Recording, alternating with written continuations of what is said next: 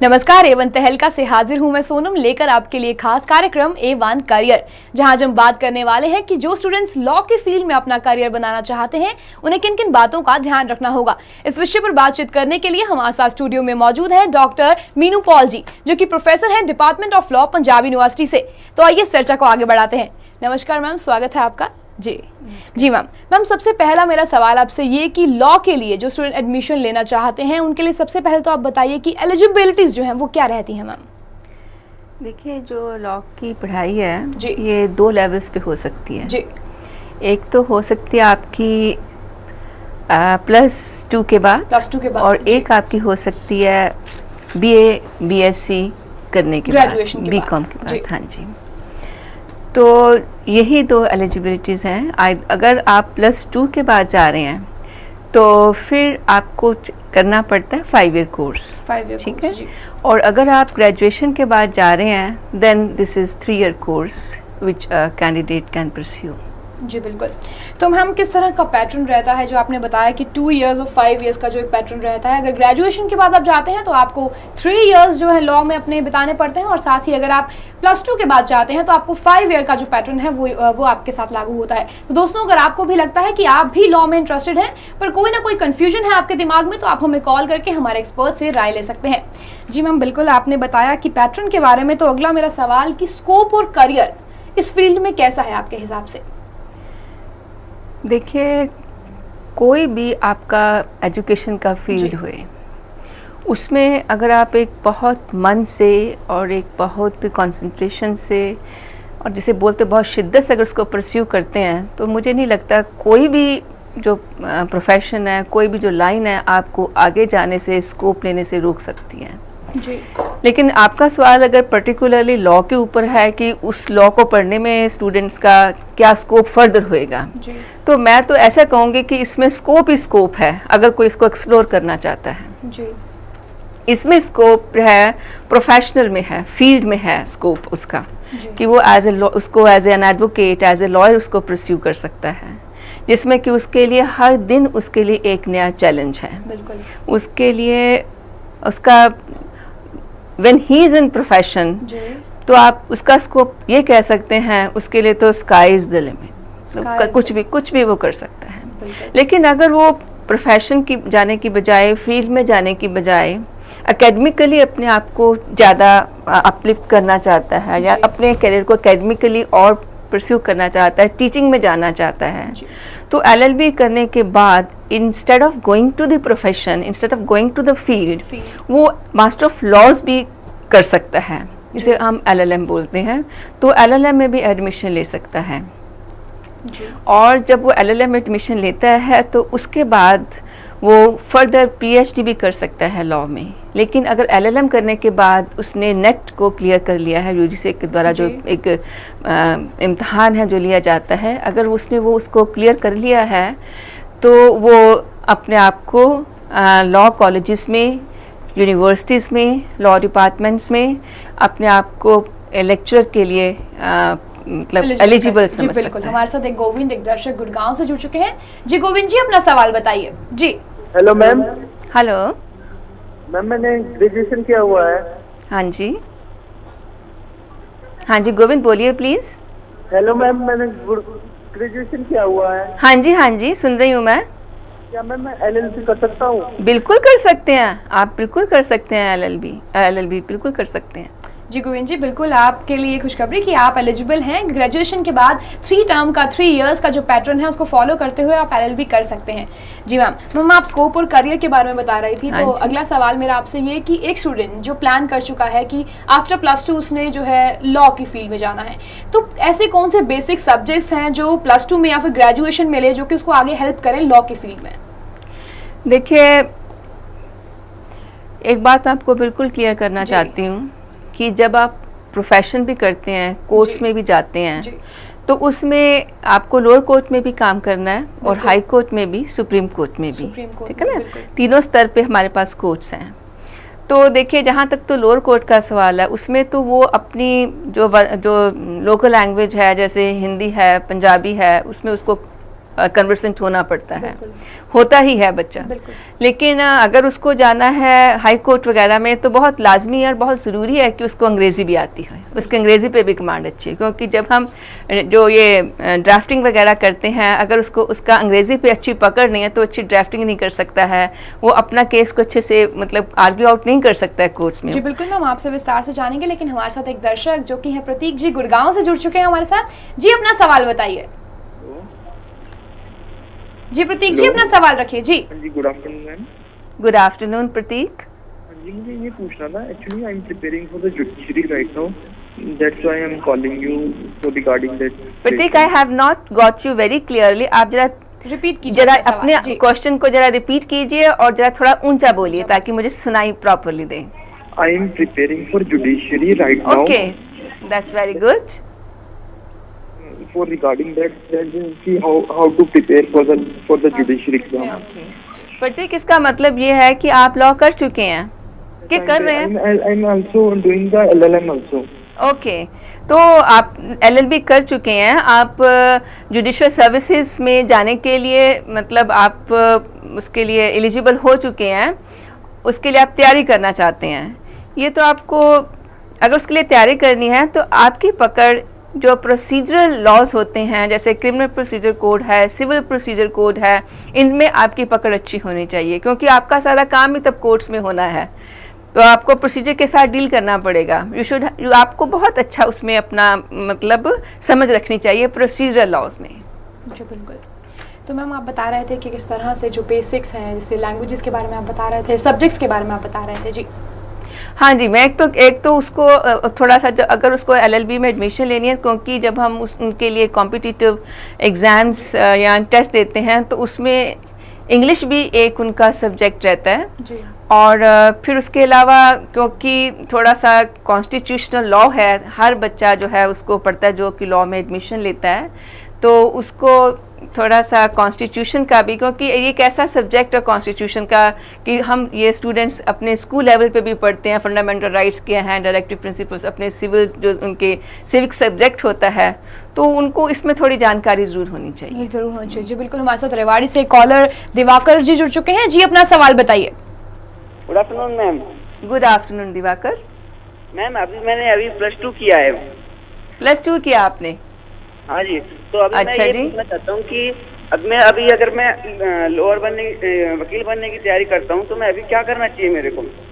सबसे पहले तो दिवाकर आप बैठेंगे कंपटीशन के लिए और आप किसी भी लॉ कॉलेज में एडमिशन लेंगे, ठीक है?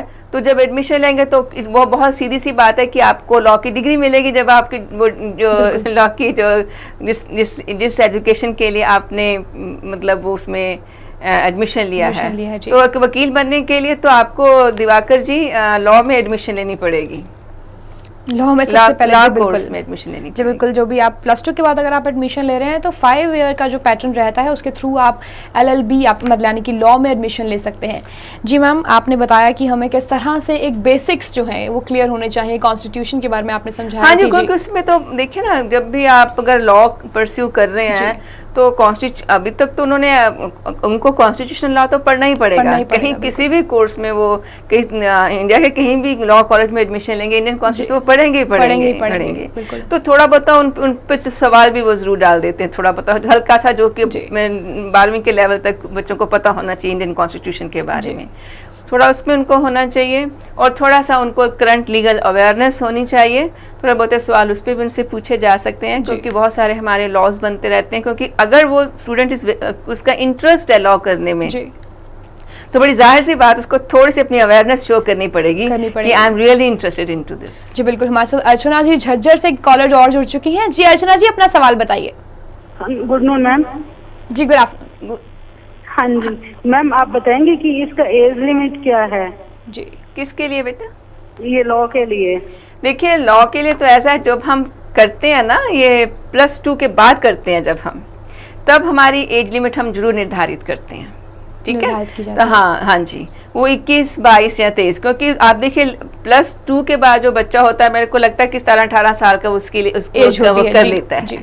अगर हम उसमें +2 के बाद के कोर्स में, दैट इज 5 ईयर कोर्स में एज लिमिट नहीं रखेंगे, तो जो हमारे पास जो बच्चे आएंगे ना, तो वो तो कुछ तो होंगे 17-18 साल के, कुछ हम होंगे 40-50 साल के। तो बहुत ज़्यादा जो आपका जो पढ़ने का जो सारा सेटअप है वो बहुत ही इम्बैलेंस्ड हो जाएगा। तो उसमें तो एज लिमिट है, पर जहाँ तक आप ग्रेजुएशन के बाद करना चाहते हैं लॉ को परस्यू, तो उसमें ऐसी कोई एज लिमिट नहीं है। नहीं है उसमें एज लिमिट जी, हाँ बिल्कुल। जी। तो मैम जिस तरह से ग्रेजुएशन के बाद आपने बताया कि लॉ के लिए आप परस्यू कर सकते हैं, तो ऐसे में कौन सी स्ट्रीम के जो स्टूडेंट्स हैं उनके लिए बेनिफिशियल रहता है? बीए, बीकॉम, मतलब अगर हमारे पास बीए है या बीएससी है तो कौन सी स्ट्रीम ऐसी है जो लॉ के लिए बेहतर मानी जाएगी एक तरह से? सोनम, मैं पर्सनली ये फील करती हूँ जी कि आप ये कह रहे हैं कि बीएससी के बाद लॉ स्ट्रीम उनके लिए बेहतर है कि नहीं? जी, अगर हम बहुत ही अगर हकीकत पे चलें, जी, बीएससी में कौन बच्चा आता है जी। जो उसने पहले मेडिकल लिया है? मेडिकल लिया, बिल्कुल ठीक है ना। मेडिकल लेने के बाद अगर उसका सिलेक्शन कहीं एमबीबीएस, बीडीएस या किसी ऐसे प्रोफेशनल कोर्स में नहीं हुआ है, तो वो फिर लॉ वो के लिए सेकंड जाता है। ऑप्शन जी। पे बीएससी कर लेता है। ठीक है जी। यहीं पे उसकी राह बदली है पहले तो, सबसे पहले। ठीक है ना। अगर वो वहां पे अपनी राह बदलता है, फिर वो तय कर लेता है कि अब मुझे क्या करना है। इट्स वेरी ऑब्वियस, अगर वो एमबीबीएस मिस करता है या बीडीएस मिस करता है, तो somewhere at the back of his mind he has missed some professional course. बिल्कुल। तो वो ये उसके दिमाग में चलता है कि अब मुझे आगे चलना है, तो भी मैं कोई प्रोफेशनल कोर्स ही परस्यू करूं। प्रोफेशनल कोर्स ही परस्यू करो जी। हमारे साथ नीरज जी रोहतक से कॉलर जुड़ चुके हैं। जी नीरज जी, अपना सवाल बताइए। Good afternoon ma'am. Good afternoon Neeraj. Ma'am मैंने अभी 12th पास की है। 12th पास करी आपने? हाँ जी मैम, और मेरे को लॉ के बारे में इंफॉर्मेशन नहीं है बिल्कुल भी, तो क्या मुझे करनी चाहिए या नहीं करनी चाहिए? लॉ करनी चाहिए कि नहीं नहीं करनी चाहिए? अच्छा, कहीं ना कहीं अच्छा। कंफ्यूज नजर आ रहे हैं जी। अब इनका नाम बताया इन्होंने? जी, इन्होंने नाम अपना बताया नीरज है इनका नाम जी। नीरज, आपके घर में कोई वकील है? नहीं मैम, फैमिली में कोई जज है? नहीं मैम। कोई दोस्त मित्र है? नहीं मैम, कोई नहीं है। नहीं, कोई नहीं है। तो फिर तो बहुत अच्छी बात है, आप पायोनियर बनिए अपने घर में। आप कर बिल्कुल। लीजिए लॉ, आप आप कीजिए। लॉ करिए। +2 है ना, आपका शौक है, आप वाद विवाद अच्छा लगता है आपको, अच्छे तरीके से हेल्दी हाँ जी मैम। हेल्दी आर्गुमेंट्स पसंद है करने जी। पसंद है क्या? हाँ पसंद तो है मैम, लेकिन मेरे को नॉलेज नहीं है बिल्कुल भी, क्योंकि मेरे Knowledge पास नहीं है science इस आई field थी की, कह रहे हैं। 12th में मैम। अच्छा अच्छा अच्छा अच्छा अच्छा अच्छा। नीरज, आप ऐसे करिए, आप कहाँ से, जज्जर से? जी मैम, नहीं, रोहतक से बात कर रहे हैं। रोहतक से जी। हैं? अरे भाई, रोहतक में तो एमडीयू में तो लॉ चल रहा है। हाँ जी मैम, एमडीयू में लॉ है। एमडीयू में तो लॉ डिपार्टमेंट है भाई, हाँ जी मैम। है? हाँ रोहतक में है मैम एमडीयू लॉ। है, एमडीयू में लॉ होती है, दोनों कोर्सेज चलते हैं वहाँ पे। फिर उसके अलावा हमारे कुरुक्षेत्र में भी दोनों कोर्सेज चल रहे हैं, 3 ईयर भी चल रहा है, 5 ईयर भी चल रहा है। आजकल तो हर जगह 2-2 कोर्सेज साथ साथ चल रहे हैं, 3 ईयर भी चलता है और 5 ईयर भी चलता है। कहीं ना कहीं मैम ये मोटिवेशन चाहते हैं इस फील्ड के लिए कि हाँ इनका करियर कैसा रहेगा। एक्चुअल में कंफ्यूज नजर आते हुए नजर आ रहे हैं। जी। अगर आप LLB परस्यू करना चाहते हैं, अगर आप वकील बनना चाहते हैं, अगर आप एडवोकेट बनना चाहते हैं, तो आपके लिए सभी जो आपके स्टेट ऑफ हरियाणा में इतनी यूनिवर्सिटीज हैं, not only in the government sector but even in the Private private sector. Sector also. जी, आपके लिए लॉ को करने के लिए रास्ते खुले हुए हैं। आप कोई भी अपनी पसंद की यूनिवर्सिटी देखिए और एडमिशन ले लीजिए। नहीं, अब इनको बैठना पड़ेगा इम्तिहान के जी, लिए, इम्तिहान पर के लिए अगर इनका बैठे। इंटरेस्ट जी। है, शौक है, तो इसको भी पास करेंगे ये। पास करेंगे बिल्कुल। मैम आप बता रहे थे कि जो बीएससी के स्टूडेंट्स होते हैं कहीं ना जी। कहीं उनके बारे में आप बता रहे थे, हाँ। पर इसी के साथ जुड़ा मेरा सवाल, कहते हैं कि अगर बीए में अगर आपके पास कुछ ऐसे चुनिंदा सब्जेक्ट्स हैं हाँ। तो आपको लॉ में जो है बेनिफिट होता है उसका। ऐसे कौन से सब्जेक्ट्स हैं और किस तरह के बेनिफिट्स की बात लॉ करते हैं आखिर? जी सोनम, ऐसे है कि पॉलिटिकल साइंस देख लीजिए। जी, इसी की मैं बात करना चाह रही थी जी। पॉलिटिकल साइंस में वो काफी कुछ पढ़ा पब्लिक एडमिनिस्ट्रेशन एंड पॉलिटिकल हाँ, साइंस। कॉन्स्टिट्यूशन, वो खूब पॉलिटिकल साइंस में वो देख चुके होते हैं कि क्या है। तो उनको उसको वो पढ़ते हैं एज ए, मतलब जब लॉ में आते हैं तो फिर उसको लीगल एंगल से उस सारे कॉन्स्टिट्यूशन को देखते हैं। बिल्कुल, हमारे साथ प्रहलाद जी गुड़गांव से दर्शक जुड़ चुके हैं। जी प्रहलाद जी, अपना सवाल बताइए। जी हेलो जी प्रहलाद जी, अपना सवाल रखिए। हाँ जी हेलो मैडम नमस्कार। नमस्कार जी। हाँ जी मैडम, जो आज केस सुनाया गया कोर्ट ने आज का गैंगरेप का, क्या जी? आज जो ये फैसला सुनाया है कोर्ट ने, कोर्ट ने क्या सुनाया जी? जो आज फैसला जो सुनाया है, कैंडिडेट जी। पर कोर्ट ने जो फैसला सुनाया अच्छा अच्छा, हाँ जी हाँ जी, बहुत महत्वपूर्ण फैसला है ये तो भाई। जी बिल्कुल। हाँ जी प्रहलाद जी बोलिए अपना सवाल। प्रहलाद जी, अगर आपको भी कोई सवाल हमारी जो कि आज फील्ड हमने चुनी है लॉ से रिलेटेड कोई भी सवाल हो आपके मन में, आप हमारे सामने रख सकते हैं। फैसला सुनाया जो हाई कोर्ट ने, उस कोर्ट ने, हाई कोर्ट ने नहीं, साकेत कोर्ट ने जो फैसला सुनाया, उसके बारे में क्या सवाल है आपका?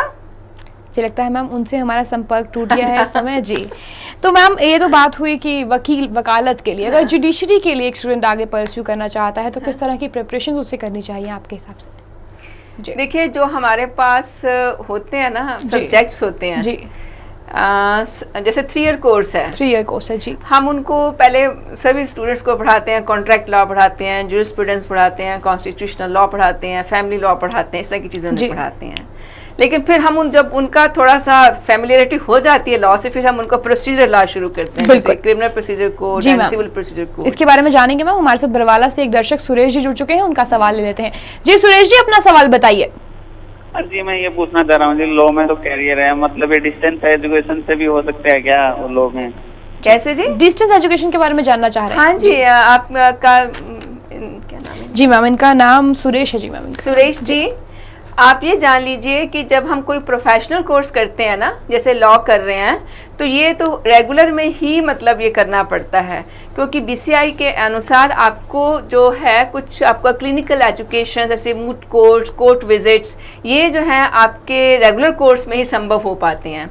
लेकिन जब आप डिस्टेंस एजुकेशन की बात करते हैं तो इसके लिए हम मास्टर ऑफ लॉज LLM जो है वो भी सभी यूनिवर्सिटीज़ नहीं है, कुरुक्षेत्र यूनिवर्सिटी से होती है, डिस्टेंस हो जाती है, LLM होती है, और बहुत ज़्यादा संख्या में वहाँ पे जो हैं जो हमारे स्टूडेंट्स हैं वो वहाँ से मास्टर ऑफ लॉज कर रहे हैं। जी बिल्कुल। मैम जुडिशरी की हम बात कर रहे थे, प्रिपरेशन का जो तरीका रहता है उसके बारे में आप बता रहे थे हमें। जुडिशरी के प्रिपरेशन के लिए तो मैं आपको बता ही चुकी हूँ कि जुडिशरी जो है आपकी, उसमें तो आपको प्रोसीजर में आपको बहुत ही सटीक होना पड़ता है, आपको प्रोसीजर पता होना चाहिए कि, और उसके लिए प्रोसीजर जो लॉज हैं, एविडेंस एक्ट वगैरह है, इसकी आपको नॉलेज होनी चाहिए जी। जुडिशरी में जाने, मतलब अगर आपने कंपटीशन में बैठना है तो उसके लिए तो उसको आप जरा ध्यान से उन सब करिए। वैसे तो मैंने देखा है अगर आपने उसमें आपका बहुत क्रिमिनल प्रोसीजर कोड में, सिविल प्रोसीजर कोड में, इंडियन पिनल कोड में आप बहुत अच्छे हैं तो आपके लिए थोड़ा आसान हो जाता है, मतलब उसको क्लियर कर लेना। तो मैम वकालत के लिए आपने जो एज लिमिट हमें बताई थी कि आप इस एज तक जो है आप कर सकते हैं लॉ, तो ऐसे ही जुडिशरी के लिए मैं जानना चाहूंगी क्या एज लिमिट रहती है? जुडिशरी के लिए ऐसे है कि स्टेट सर्विसेज जो है अपने अपने वो होल्ड करती है, अपने होल्ड करती हैं जी। हरियाणा स्टेट अपना उन मतलब जो वैसे तो पंजाब, आजकल Punjab and Haryana high court जो है वो मतलब ये एग्जाम्स होल्ड करते हैं, उसको ऐसे साथ में स्टेट सर्विसेज का होता है, जैसे Haryana civil judicial services, Punjab state judicial services ऐसे, और उसके बाद दिल्ली जुडिशियल सर्विसेज हैं, राजस्थान के हैं जी, ऐसे उत्तर प्रदेश के हैं। तो हर एक जो स्टेट लेवल पे जो हैं वो अपने अपने हिसाब से जो है ये उसको एज को निर्धारित कर सकती हैं। और ये भी जरूरी नहीं है कि एक बार उन्होंने एज निर्धारित कर दी तो वही एज रहेगी, उसमें भी वो बदलाव जी बिल्कुल। हमारे साथ करनाल से मोनू जी कॉलर जुड़ चुके हैं। जी मोनू जी, अपना सवाल बताइए। हेलो जी मोनू जी। नमस्कार मैम। नमस्कार जी। हेलो मोनू, नमस्कार जी, बोलिए, अपना सवाल पूछिए। मैम एक्चुअली मैं आपसे लॉ के बारे में कुछ नॉलेज लेना चाहता हूँ। हाँ जी, पूछिए। जी मोनू जी, अपना सवाल रखिए जी। मैं लॉ के बारे में थोड़ी नॉलेज लेना चाहता हूँ आपसे। हाँ जी। तो मैंने +2 की है।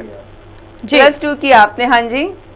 तो अब मैं जज का कोर्स करना चाहता हूँ, उसके लिए मेरे को कुछ नॉलेज नहीं है। जुडिशरी के लिए आगे जाना चाहते हैं बट नॉलेज नहीं है, ये जानना चाह रहे हैं आपसे स्टेप बाय स्टेप क्या इनका प्रोसीजर रहेगा। इन्होंने लॉ करी है? नहीं, लॉ नहीं किया इन्होंने, अभी +2 पास है मैम। ये +2 पास है। देखिए आपके लिए तो ये सुझाव है हमारा कि आप सबसे पहले मन लगाकर जो है +2 के बाद मन लगा के तैयारी करिए और किसी लॉ कॉलेज में एडमिशन लीजिए, ठीक है। और एडमिशन लेने के बाद वहाँ पे मन लगा के क्लासेस लगाइए और अपनी किताबों को ध्यान से पढ़िए जी। और जो हमारे कोड्स हैं, civil procedure code, Indian penal code, उनको बहुत ही तवज्जो दे के पढ़िए। तवज्जो देकर। यस, वो मतलब आपके टिप्स वगैरह सब चीज़ें ये कोर्स होते हैं, तो ऑब्वियसली आप अपने जुडिशियल सर्विसेज के जो कॉम्पिटिटिव एग्जाम्स हैं उनको क्लियर कर लेते हैं। वो कुछ पे तो मेरिट के बेसिस पे होते हैं। मेरिट के बेसिस पे, ओके मैम। तो मैम इंस्टीट्यूट की अगर हम बात करें तो एक अगर हरियाणा का स्टूडेंट जो है वो विद इन हरियाणा ही चाहता है कि वो लॉ की डिग्री ले, तो कौन से ऐसे इंस्टीट्यूट बेहतर हैं जिनके बारे में आप एडवाइस करेंगे? देखिए, इंस्टीट्यूट्स तो सभी बेहतर है। हरियाणा के जो इंस्टीट्यूट्स हैं जी, जैसे कुरुक्षेत्र यूनिवर्सिटी यूनिवर्सिटी, ठीक है, एमडी यूनिवर्सिटी है, बिल्कुल ठीक है ना, इधर सिरसा हिसार में भी यूनिवर्सिटीज हैं, वो भी रन करती हैं लॉ कोर्सेज जी। तो जो यूनिवर्सिटीज हैं सभी अपने अपने स्थान पे ठीक हैं। जी, बात ये होती है कि जहाँ जो स्टूडेंट है उसको अपना जो काम है या उसको जो अपनी पढ़ाई है वो बहुत सिंसियरिटी से करनी चाहिए। जी बिल्कुल मैम, आप यहाँ आए, ठीक है। आपने हमसे शेयर की इतनी इंपॉर्टेंट इन्फॉर्मेशन लॉ से रिलेटेड, आपका बहुत बहुत धन्यवाद। Thank you so much Sonam ji, for बिल्कुल। Inviting me here. जी बिल्कुल मैम, शुक्रिया। तो दर्शकों, अगले हफ्ते फिर होगी आपसे मुलाकात किसी और फील्ड पर चर्चा को लेकर। तब तक के लिए अपनी दोस्त सोनम को दीजिए इजाजत। नमस्कार।